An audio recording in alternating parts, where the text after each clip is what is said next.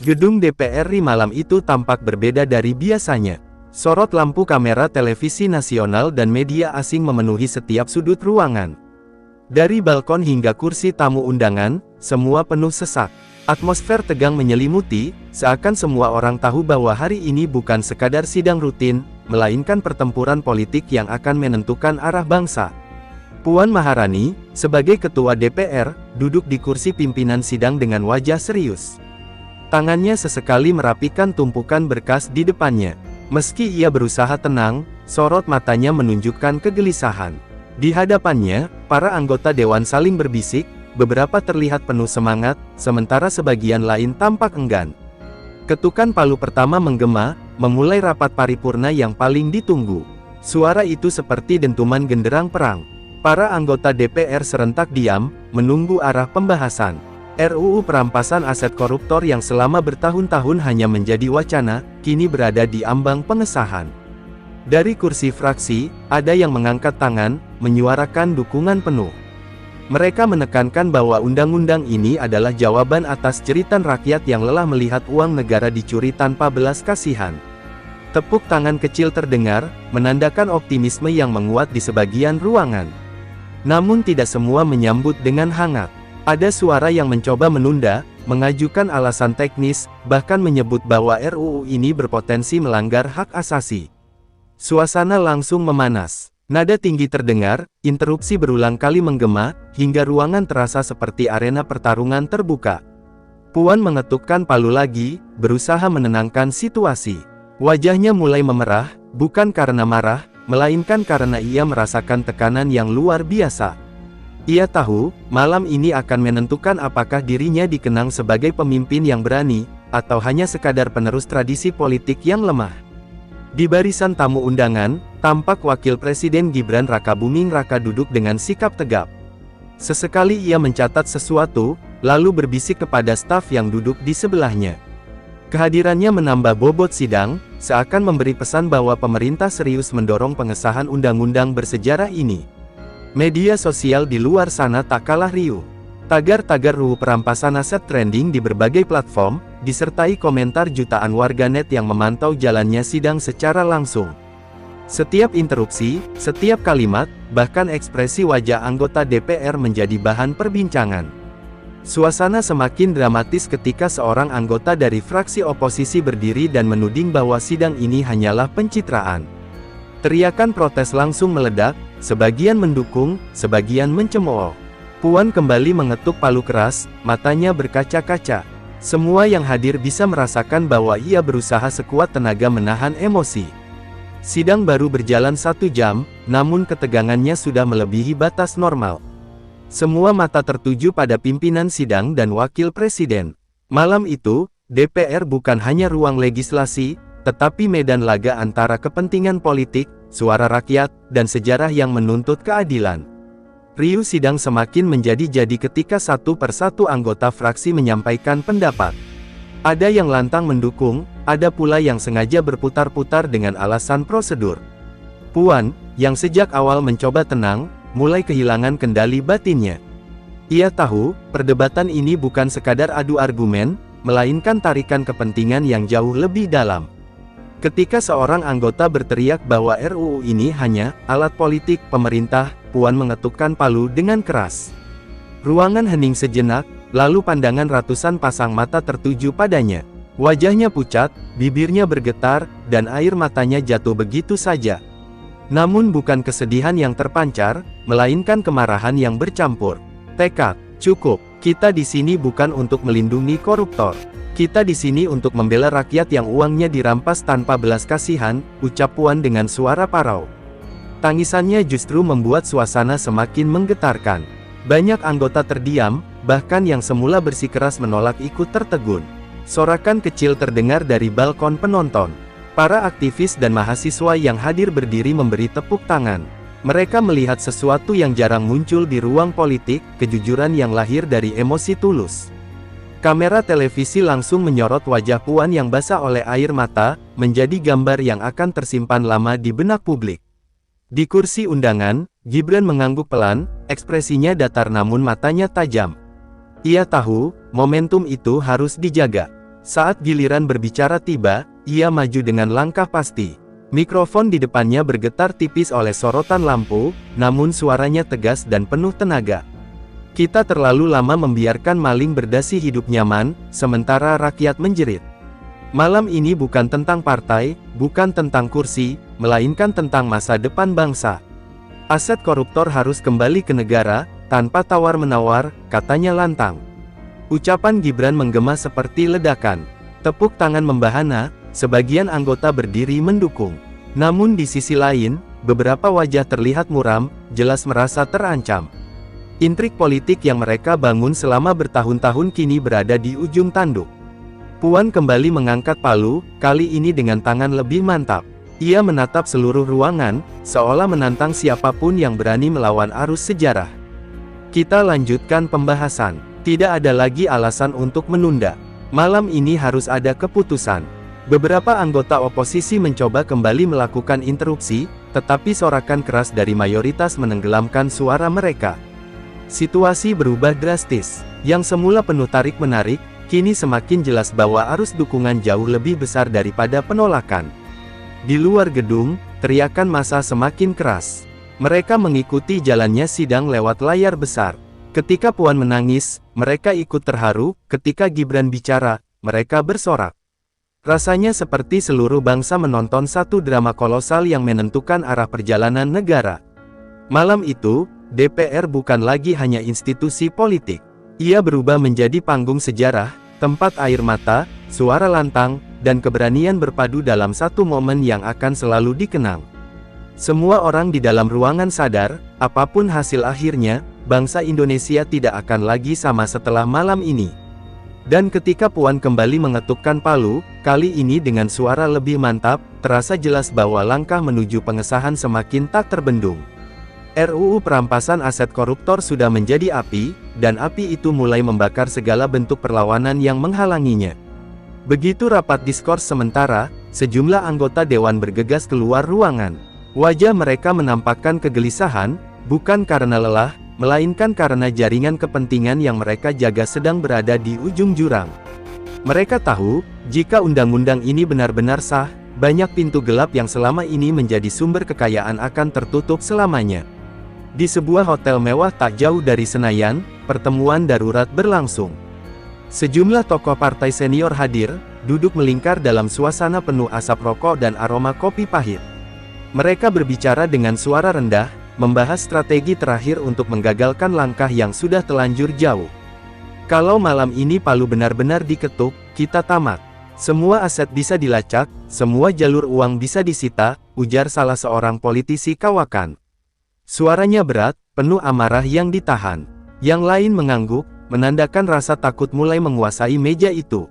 Beberapa mengusulkan cara-cara ekstrim, mengajukan judicial review ke Mahkamah Konstitusi, memobilisasi massa bayaran untuk menciptakan kegaduhan, bahkan menekan media agar mengaburkan makna RUU ini. Namun ada juga yang khawatir langkah-langkah itu hanya akan memperburuk citra mereka di mata rakyat. Di tengah diskusi panas itu, masuklah seorang pengusaha besar yang dikenal dekat dengan beberapa politisi. Wajahnya tenang, tetapi matanya menyimpan kecemasan. Saya sudah rugi miliaran karena isu ini. Jika undang-undang benar-benar jalan, bukan hanya saya yang habis, tapi banyak di ruangan ini juga akan kehilangan segalanya.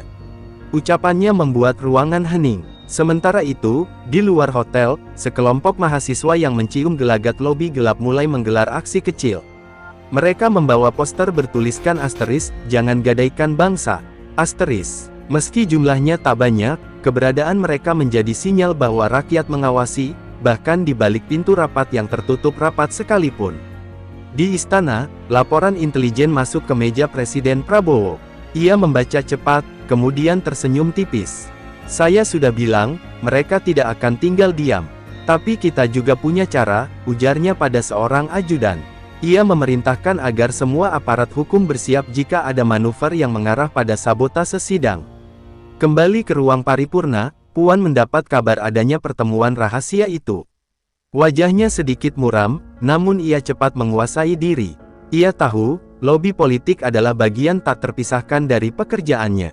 Yang penting baginya adalah bagaimana menjaga suara mayoritas tetap bulat hingga detik terakhir. Gibran, di sisi lain, tampak lebih garang.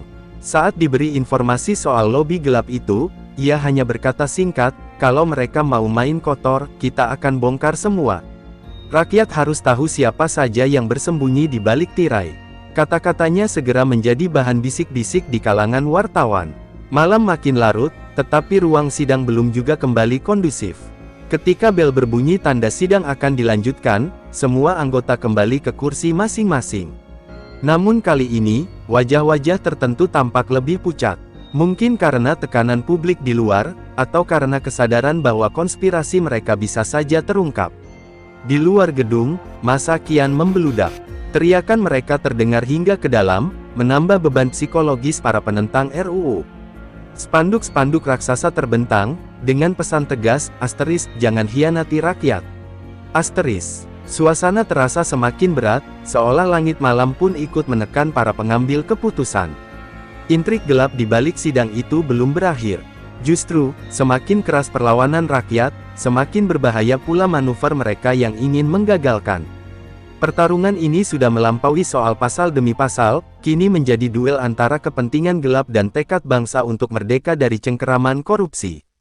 Ketika sidang kembali dimulai, semua mata tertuju pada kursi undangan khusus di mana Wakil Presiden Gibran Rakabuming Raka duduk. Nama yang selama ini kerap dipandang sebelah mata sebagai anak muda politik kini ditunggu ucapannya. Ruangan senyap, hanya terdengar suara kertas berdesir saat Puan memberikan kesempatan kepada Gibran untuk menyampaikan pandangannya. Gibran berdiri perlahan, melangkah mantap menuju mimbar. Wajahnya serius, matanya tajam menatap seluruh anggota dewan. Lampu sorot dari kamera televisi membuat siluetnya semakin menonjol, seakan ia berdiri sebagai simbol perlawanan terhadap korupsi yang selama ini merajalela. Malam ini kita semua sedang diuji. Apakah DPR berpihak kepada rakyat, atau berpihak kepada para pencuri uang negara? Ucapnya lantang, suaranya bergema, membuat banyak anggota terperangah. Tidak ada basa-basi, kalimatnya langsung menusuk inti persoalan. Beberapa anggota yang dikenal keras menolak tampak gelisah. Ada yang menyilangkan tangan, ada pula yang mencoba tersenyum sinis. Namun mereka tidak bisa menutupi rasa terpojok, karena ribuan mata rakyat di luar sana sedang memantau setiap detik melalui layar kaca. Gibran melanjutkan, kali ini dengan nada yang lebih tegas. Aset koruptor harus kembali ke negara. Tidak ada kompromi, tidak ada tawar-menawar, tidak ada lagi alasan hukum dijadikan tameng. Kalau kita terus berdalih, berarti kita ikut mengkhianati rakyat. Tepuk tangan langsung membahana, membuat ruang sidang bergetar. Puan menatap Gibran dengan mata berkaca-kaca, seperti menemukan sekutu di tengah badai. Dalam hatinya, ia lega karena suara dari istana begitu jelas mendukung jalannya RUU ini. Kini, beban di pundaknya sedikit berkurang, meski jalan ke depan masih penuh ranjau politik. Salah seorang anggota oposisi berusaha memotong dengan interupsi, menuduh Gibran melakukan tekanan politik terhadap lembaga legislatif. Namun sebelum sempat panjang lebar bicara, sorakan keras menenggelamkannya. Mayoritas anggota yang sudah tergerak oleh ucapan Gibran menolak untuk kembali mundur. Di luar gedung, suara massa makin bergemuruh. Mereka meneriakkan nama Gibran, menyebutnya simbol harapan baru. Slogan, tanpa kompromi, mulai menggema, menjadi yel-yel yang mengisi udara malam. Momentum itu semakin mempersempit ruang gerak bagi lawan-lawan politik yang ingin menggagalkan. Kamera televisi menyorot wajah Gibran yang tetap dingin, meski tepuk tangan tak berhenti mengiringinya. Ia tahu, perjuangan belum selesai. Ucapannya hanyalah pemantik, tetapi pemantik itu sudah cukup untuk menyalakan api yang lebih besar. Dalam benak para penentang, ucapan itu seperti alarm bahaya. Mereka sadar, semakin keras mereka melawan, semakin besar pula risiko terbongkarnya kepentingan gelap yang selama ini mereka lindungi. Ada yang mulai menghitung ulang langkah, ada pula yang bertekad melawan habis-habisan. Puan kembali mengetukkan palu, kali ini dengan suara lebih mantap. Sidang kita lanjutkan dengan agenda berikutnya, katanya. Namun semua orang tahu, atmosfer sudah berubah. Kehadiran Gibran dengan suara lantangnya telah mengguncang ruang sidang, menempatkan semua orang pada posisi yang sulit untuk bersembunyi. Malam itu, rakyat menyaksikan seorang wakil presiden muda berdiri tegak di hadapan para elit politik. Bukan sebagai pewaris nama besar, melainkan sebagai sosok yang memilih berpihak pada keadilan. Dan sejak saat itu, arah sidang bergerak semakin jelas, jalan menuju pengesahan semakin tak terbendung. Setelah suara lantang Gibran mengguncang ruangan, giliran anggota Dewan satu persatu kembali ke mikrofon. Suasana mendadak berubah menjadi medan duel kata-kata, di mana setiap fraksi mencoba mempertahankan posisi mereka. Wajah-wajah tegang terlihat jelas, keringat bercucuran meski pendingin ruangan bekerja maksimal. Seorang anggota oposisi berdiri dengan nada tinggi, menuduh bahwa undang-undang ini berpotensi melanggar hak asasi manusia. Ia mengklaim perampasan aset tanpa menunggu vonis pengadilan inkrah bisa menciptakan diktator hukum. Kata-katanya memicu bisikan riuh di seluruh sudut ruangan. Namun argumen itu segera dipatahkan oleh anggota lain yang berdiri penuh keyakinan. HAM siapa yang kita bicarakan di sini? Apakah HAM rakyat kecil yang uang pajaknya dirampas, atau HAM para maling berdasi yang hidup mewah di atas penderitaan bangsa? Tepuk tangan membahana, membuat wajah sang penolak memerah. Puan mengetukkan palu, mencoba menjaga ritme sidang. Namun dalam hatinya, ia tahu bahwa momentum kini lebih berpihak kepada mereka yang mendukung pengesahan. Air matanya tadi telah membuka ruang emosional, sedangkan suara Gibran menguatkan semangat moral. Kini, argumen logis pun melengkapi serangan terhadap para penentang. Satu persatu fraksi menyampaikan dukungan. Ada yang membawa data kerugian negara, ada pula yang membacakan kisah rakyat yang menderita akibat korupsi dana bantuan. Semakin lama, suasana ruangan berubah, bukan lagi sekadar debat, melainkan persidangan moral bangsa. Meski begitu, kubu penolak tidak menyerah. Mereka mencoba taktik baru, mengaitkan isu stabilitas investasi. Kalau undang-undang ini dijalankan sembarangan, investor bisa kabur, kata salah seorang politisi senior. Ucapannya disambut anggukan dari beberapa kolega, seolah itu kartu terakhir mereka. Tapi argumen itu kembali ditumbangkan. Seorang legislator muda berdiri dan menatap lantang. Investor sejati tidak takut hukum. Yang takut hanya mereka yang bermain kotor. Negara kita tidak boleh menjadi surga bagi pencuci uang. Kalimat itu langsung memicu gelombang tepuk tangan, menenggelamkan upaya lawan. Di balkon, para mahasiswa meneriakkan dukungan. Suara mereka bercampur dengan semangat anggota DPR yang sudah bulat hati. Slogan, "Sita harta koruptor," menggema, membuat atmosfer semakin panas, seolah ruangan berubah menjadi arena revolusi. Puan sekali lagi harus mengendalikan sidang. Ia mengingatkan semua pihak agar tetap menghormati aturan, meski ketegangan semakin sulit dikendalikan. Palu sidang berulang kali diketuk, namun gema perdebatan tetap tak terbendung. Di kursi undangan, Gibran mencatat semua jalannya perdebatan. Senyumnya tipis, tapi tatapannya menunjukkan rasa puas. Ia tahu, pertarungan sudah mendekati akhir, dan para penentang semakin kehabisan alasan. Rakyat di luar pun sudah bisa menebak kemana arah keputusan malam itu. Perdebatan berlangsung berjam-jam, melelahkan namun juga menggetarkan. Seolah seluruh sejarah bangsa dipadatkan dalam satu malam panjang. Setiap kata, setiap interupsi, setiap ketukan palu, menjadi bagian dari pertarungan besar yang akan menentukan wajah Indonesia di masa depan. Dan ketika suara-suara mulai mereda, semakin jelas bahwa mayoritas telah sepakat.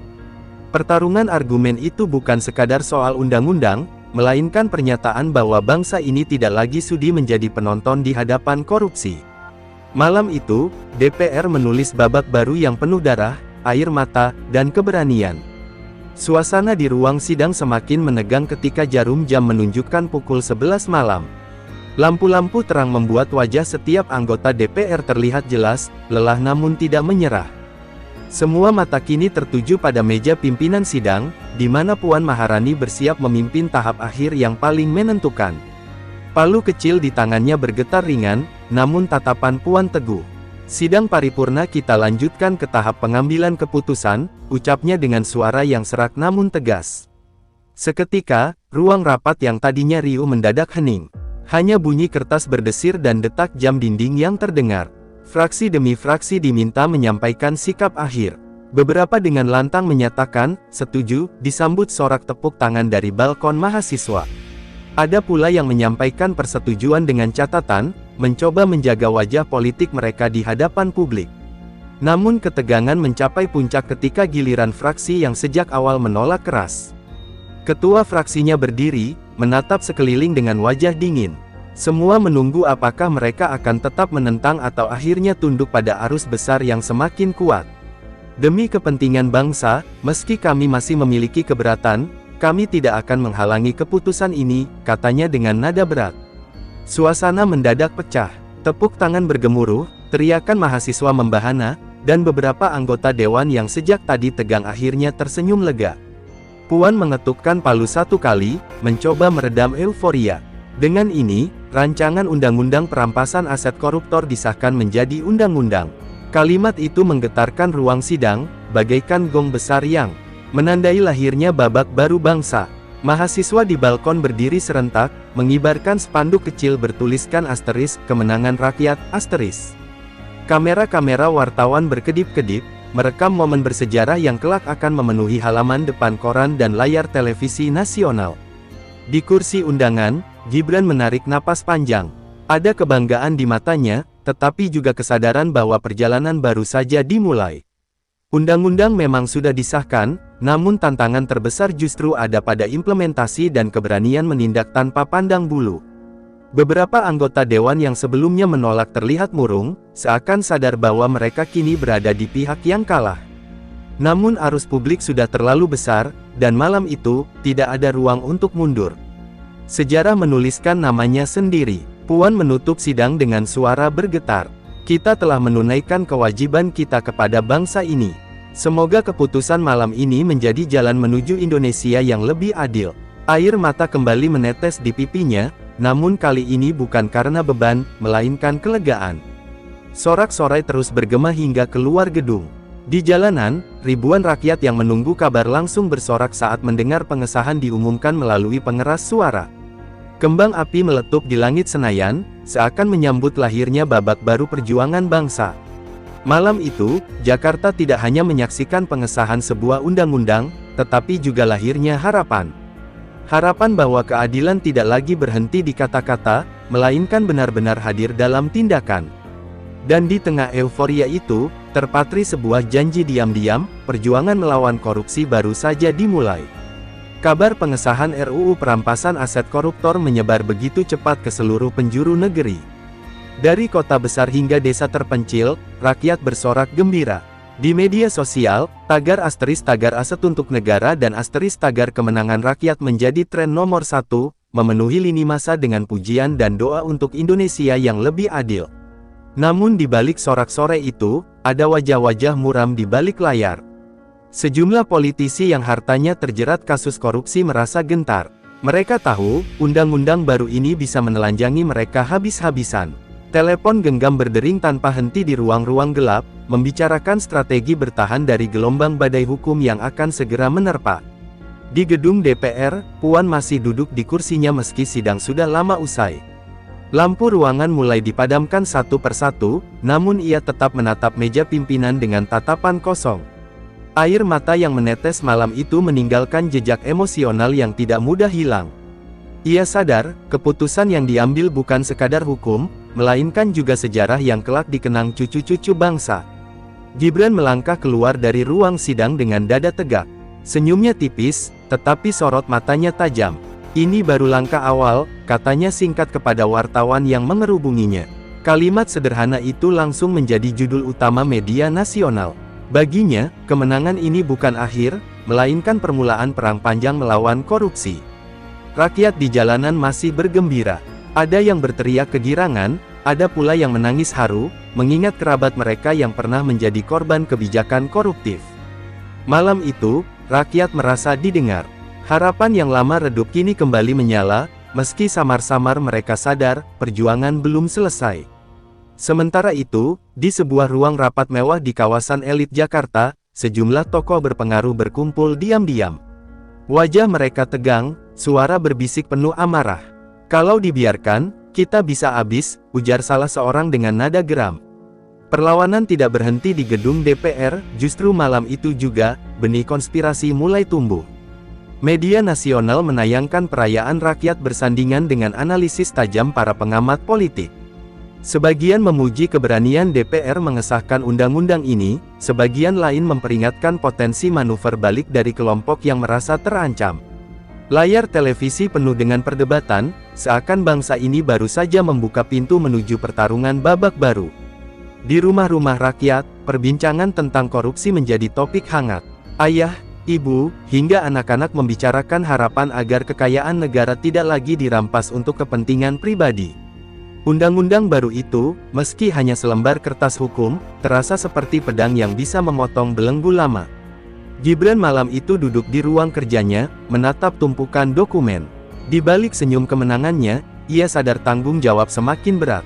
Kalau undang-undang ini tidak dijalankan dengan benar, semua hanya akan menjadi sandiwara, gumamnya. Hatinya tergetar, memikirkan bagaimana rakyat menggantungkan keadilan pada pundaknya. Puan di sisi lain memilih pulang diam-diam, menolak wawancara lebih lanjut. Ia tahu, apa yang ia lakukan akan disalahpahami sebagian pihak.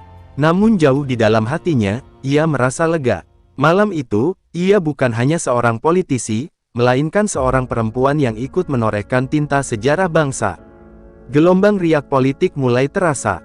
Ada yang bersiap menuntut implementasi, ada pula yang diam-diam menyiapkan serangan balik. Jalan ke depan tidak akan mulus, tetapi malam itu, rakyat telah membuktikan bahwa suara mereka bisa mengguncang kursi kekuasaan. Pengesahan RUU perampasan aset koruptor akhirnya tidak hanya menjadi momen hukum, melainkan tonggak peradaban baru. Tangisan, teriakan, intrik, dan konspirasi menyatu menjadi kisah monumental yang akan dikenang. Malam itu, Indonesia berdiri di persimpangan, antara harapan yang menyala dan perlawanan yang masih membara. Sejarah pun menuliskan babak baru perang panjang bangsa ini melawan korupsi.